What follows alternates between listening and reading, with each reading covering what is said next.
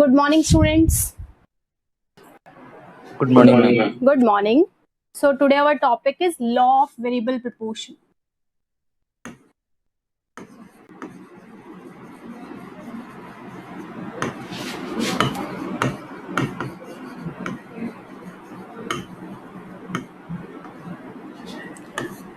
Yesterday we discussed about the assumption of this law. There are certain things which remain constant during this law. First of all, I want to clear what is law of variable proportion. Srimati John Robinson, Mrs. John Robinson says it is the law where other things remain constant.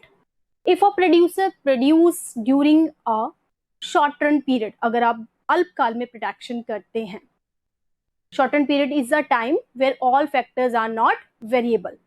So if a producer produce in short run period, he use a variable factor with a fixed one.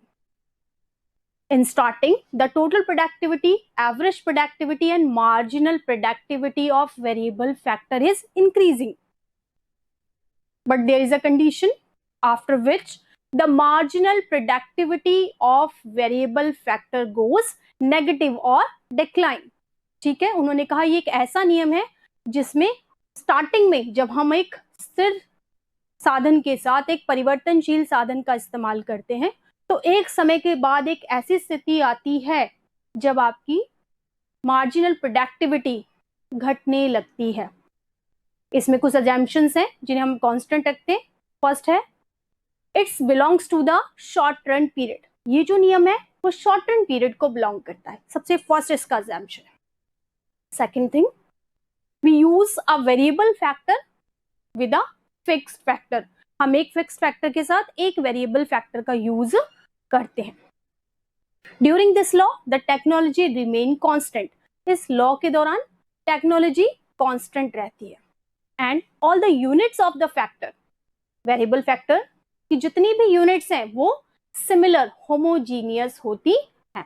So these are the things which remain constant during the law of variable proportion. Now it is clear what is law of variable proportion. Clear हो गया आपको? Yes, ma'am. Now I want to explain this law by an example. हमने अभी कहा हमें जरूरत पड़ेगी total production की, एवरेज प्रोडक्शन की और मार्जिनल प्रोडक्शन की.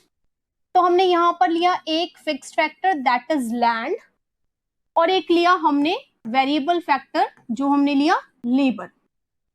अब हम इन दोनों का इफेक्ट देखेंगे टोटल प्रोडक्शन पे, एवरेज प्रोडक्शन पे और मार्जिनल प्रोडक्शन पे. ठीक है, as you know the fixed factor is land which is fixed during the production process and labour is increasing.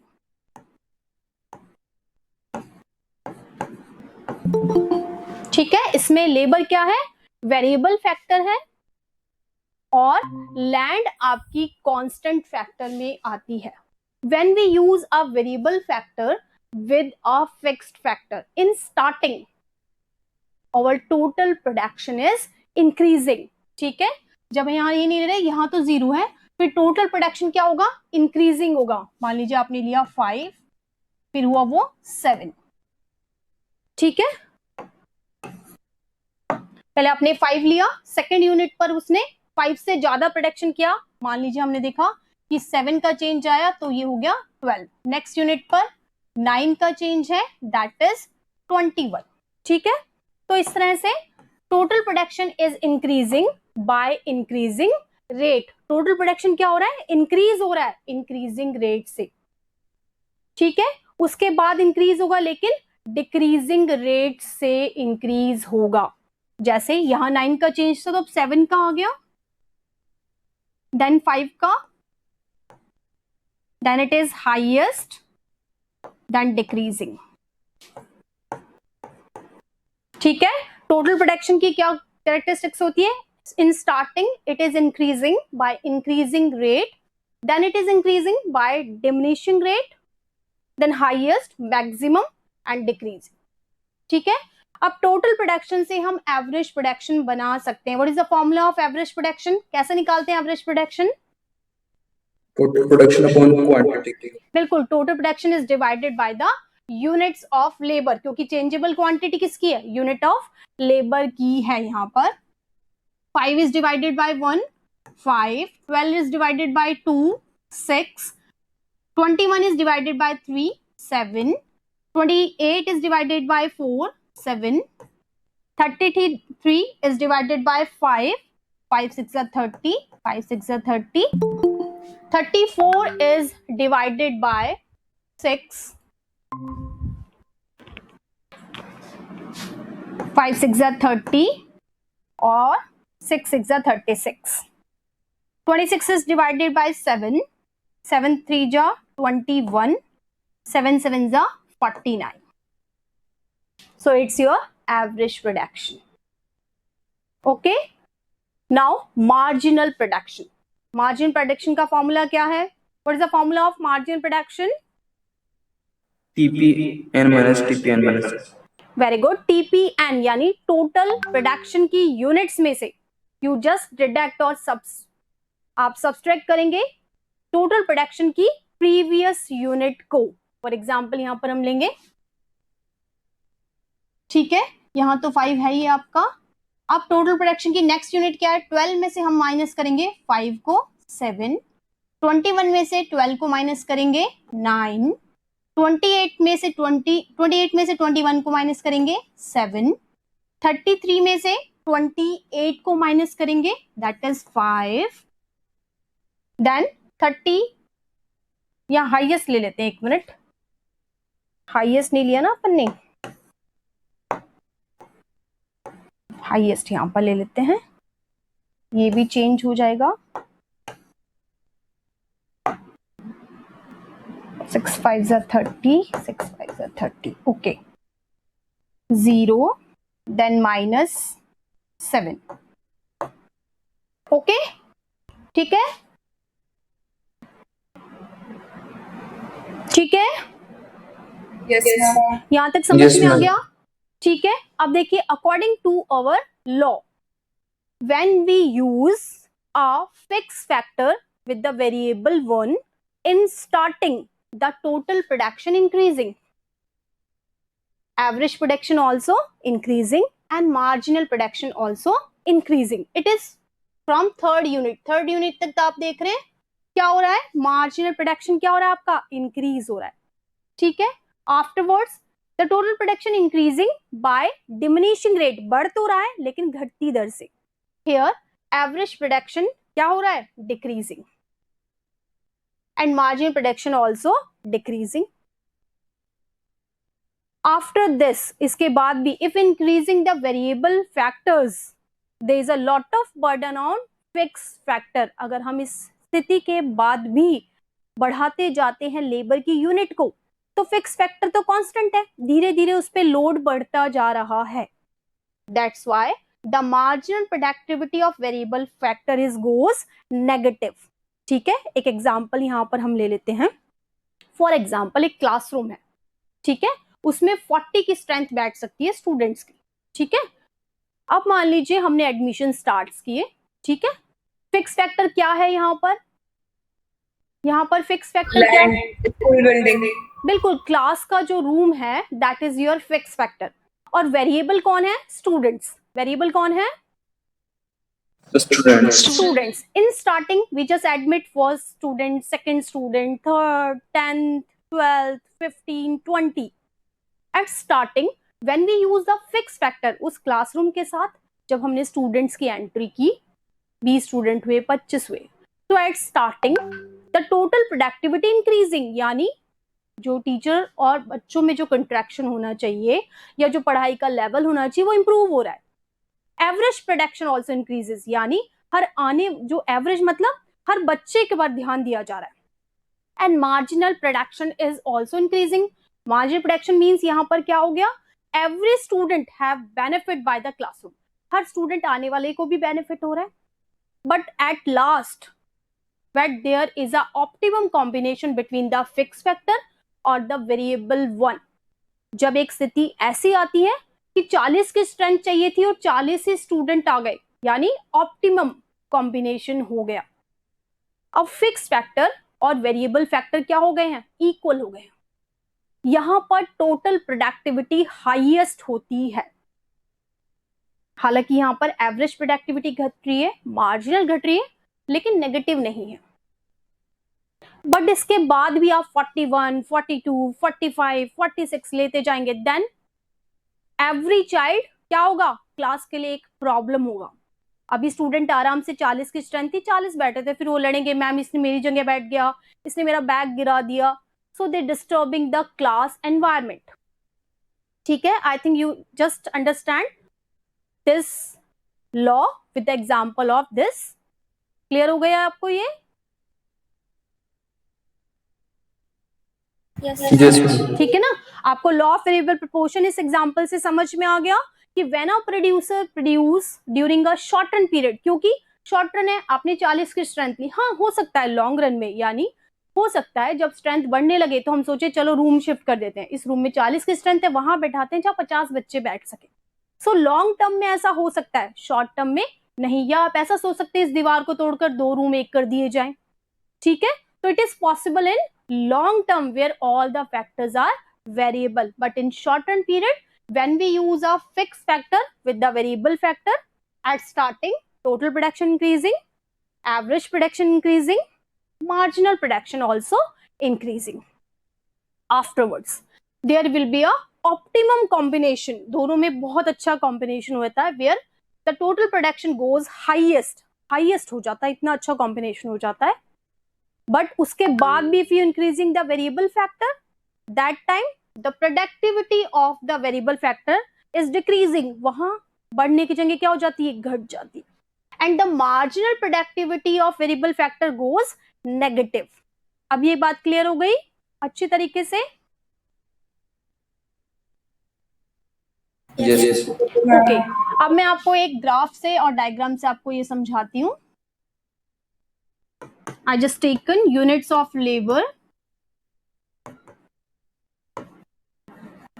on OX axis and I am taking total production, average production and marginal production on OX axis. Here I am just draw only a rough diagram। यहाँ मैं आपको एक rough diagram बना रही हूँ, इन datas का use नहीं कर रही हूँ यहाँ पर।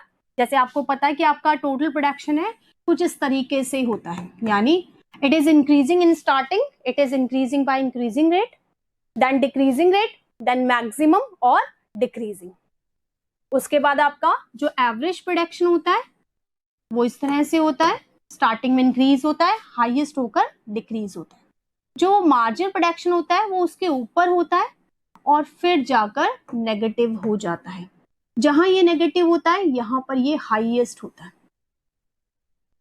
ठीक है, ये डायग्राम में आपके बात क्लियर हो गई। कई बार ऐसा होता है बोर्ड के एग्जाम में भी आपको टाइम नहीं मिला कि आप पूरी डिटेल से डायग्राम बनाएं, उस समय भी आप इस तरह से रफ, अगर आपके पास टाइम बिल्कुल शॉर्टेज है और 6 मार्क्स में क्वेश्चन आ गया, लास्ट 1 क्वेश्चन है, छोड़ के आए, इससे अच्छा होता है एक रफ डायग्राम आप बनाकर आ जाए।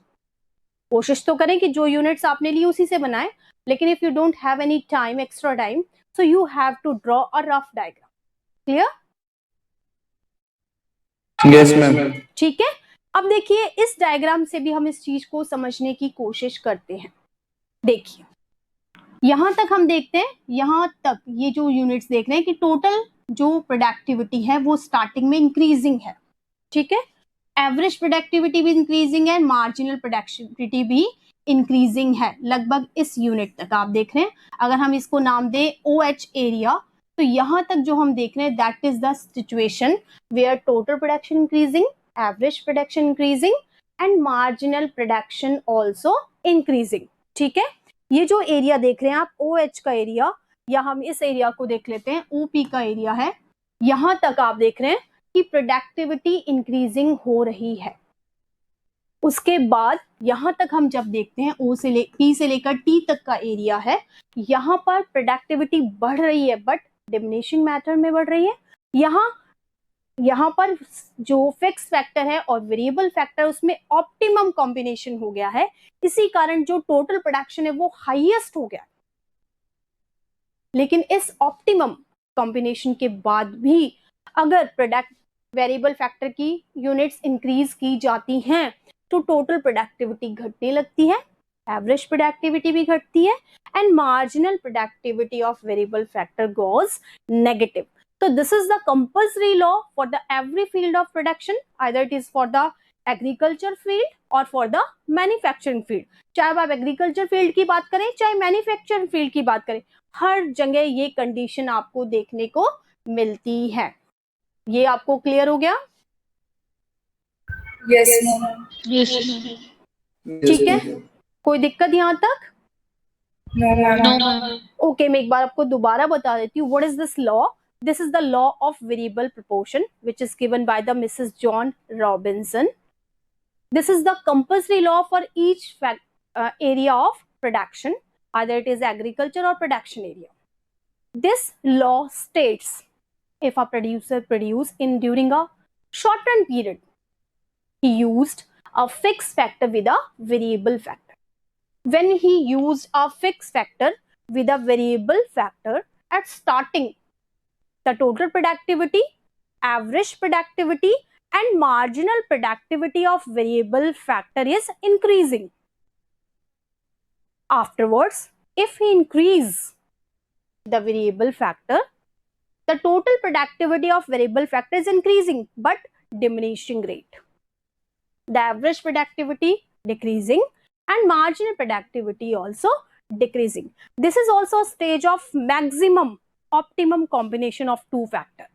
That's why here the total production goes highest. But if a producer increase the variable units of variable factor, there will be a pressure on fixed factor. अगर वो उसके बावजूद भी optimum combination के बावजूद भी वो fixed variable factor को बढ़ाता रहता है. Now the fixed factor is in small size. अब fixed factor का size क्या हो गया है? कम हो गया, उस पर बहुत pressure हो गया. That's why the total productivity decreasing, average productivity also decreasing, and your marginal productivity of variable factor goes negative. Okay, अब clear हो गया? Yes ma'am. इस बात को आप इस डायग्राम से भी बता सकते हैं. ठीक है, क्लियर? कोई दिक्कत? Yes, ma'am. अब इस नियम के Yes, कुछ ma'am. मैंने assumptions बताए थे. assumptions, the things which remains constant during this law. सबसे पहला, this law belongs to only which time period? Short term period. Short time period, because in long term all the factors are variable. ठीक है. Second thing is, जो हम यहाँ use करें, one factor is fixed and other factor is variable. So we have so we have to use here a fixed factor with a variable 1. The third thing, all the units of a factor are homogeneous. जितनी भी units हैं, they are similar kind. And the last one is, technology remains constant during the law of variable proportion. ठीक है? Now it is clear? Yes, ma'am. You have to take a screenshot ले सकते हैं आप.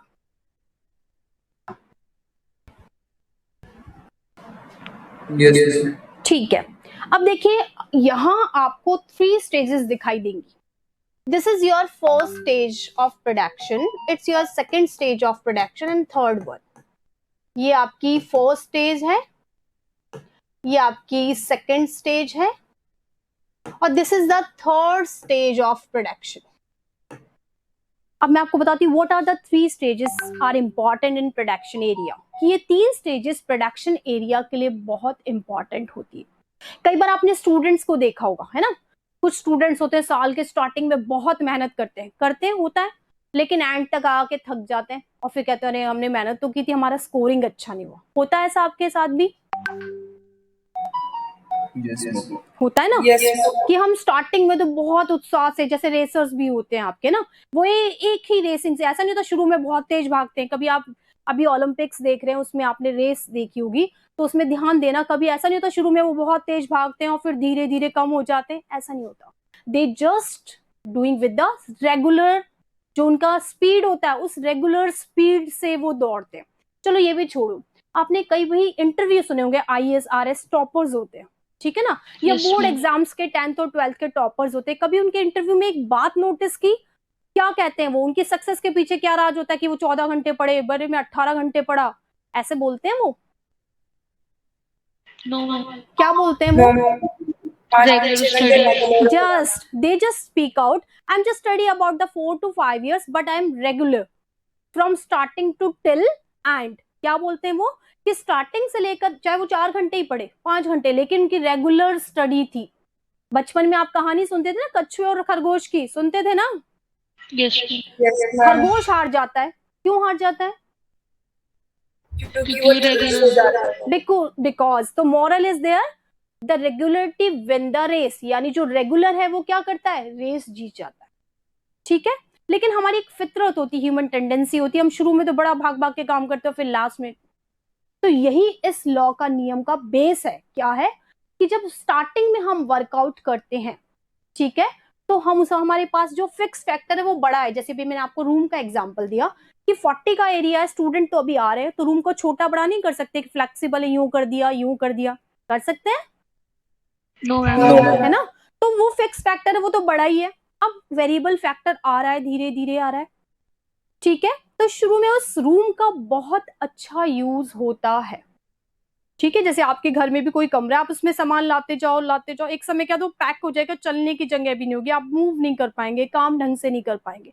तो starting में fix factor क्योंकि size में बड़ा है एंड वेरिएबल फैक्टर चेंजेबल है, अभी आ रहा है, तो स्टार्टिंग में जो प्रोडक्टिविटी होती है वो बहुत ज्यादा इंक्रीजिंग होती है। टोटल प्रोडक्शन भी बढ़ता है, एवरेज प्रोडक्शन भी बढ़ता है और मार्जिनल प्रोडक्शन बढ़ता है।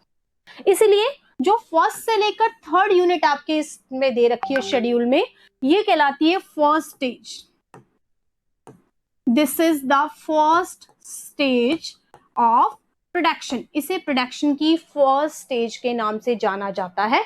जब आपकी टोटल प्रोडक्टिविटी भी बढ़ती है, जब आपकी एवरेज प्रोडक्टिविटी बढ़ती है और जब आपकी मार्जिनल प्रोडक्टिविटी भी बढ़ती है।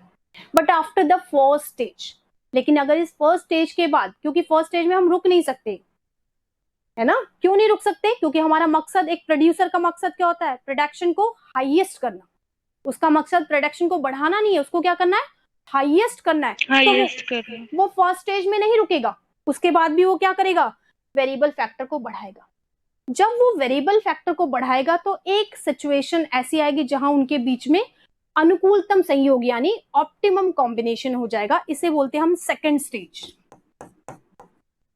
This is the second stage of production where there is a optimum combination between the fix factor और variable factor where the total production goes highest. यहां तक ये स्टेज है जहां पर टोटल प्रोडक्शन आपका क्या हो रहा है? हाईएस्ट हो रहा है। This is the second stage and the third stage. और इस ऑप्टिमम कॉम्बिनेशन के बाद हाईएस्ट हो चुका है, लेकिन आपके मन में लालच है और बच्चे ले लेते हैं और स्टूडेंट ले लेते हैं। Now the productivity is decreasing. अब आपकी प्रोडक्टिविटी बढ़ने की जगह क्या हो गई? घट गई। और जो marginal productivity it is goes negative. So this is known as the third stage. ये जो आपकी है that is third stage of production. ठीक है, so there are 3 stages of production. Clear? Yes, ma'am. Yes. यहां तक कोई दिक्कत थोड़ी बेटा? No, ma'am. No. No, ma'am. Okay, ठीक है, आज इतना ही करेंगे। ठीक है, Yes, ma'am. Okay, have a nice day. Thank you. Thank you. Nice day, ma'am. Thank you. Yes, ma'am. Thank you.